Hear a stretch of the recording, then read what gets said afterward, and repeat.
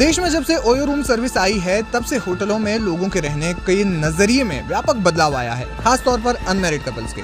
OYO उन चुनिंदा hotel chains में से एक था जिसने खुलकर ये प्रचार किया था कि वे अनमैरिड कपल्स के लिए होटलों में बिना किसी रोक टोक के कमरे उपलब्ध करवाएंगे।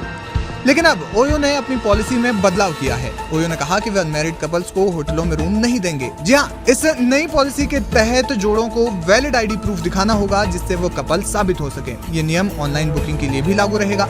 ओयो ने अपने बयान में कहा कि पार्टनर होटल को सामाजिक परिस्थितियों को ध्यान में रखते हुए कपल्स बुकिंग को कैंसिल करने का अधिकार दिया गया है, लेकिन फिलहाल ये पॉलिसी सिर्फ मेरठ में ही लागू की गई है। माना जा रहा है कि समय के साथ इसे अन्य शहरों या कस्बों में भी लागू किया जा सकता है। ओयो ने मेरठ स्थित अपने पार्टनर्स होटल्स को इस नई पॉलिसी को तत्काल प्रभाव से लागू करने का निर्देश दिया है।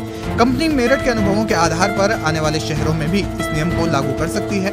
मामले की जानकारी रखने वाले व्यक्ति के अनुसार मेरठ में कई सामाजिक संस्थाओं ने कंपनी के सामने इस मुद्दे को उठाया था। इसके अलावा कई अन्य शहरों में अनमैरिड कपल्स को कमरा न देने को लेकर पिटीशन भी दाखिल की गई थी।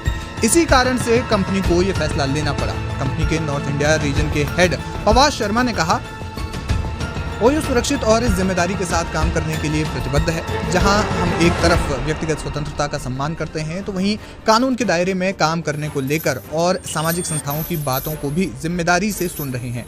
हम इस पॉलिसी के प्रभाव और नियमों को समय समय पर रिव्यू भी करते रहेंगे।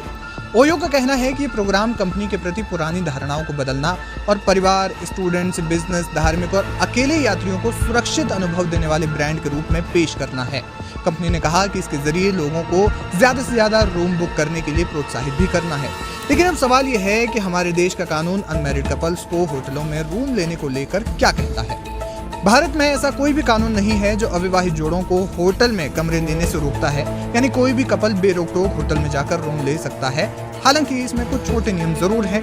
कपल की आयु 18 वर्ष या उससे ऊपर होनी चाहिए।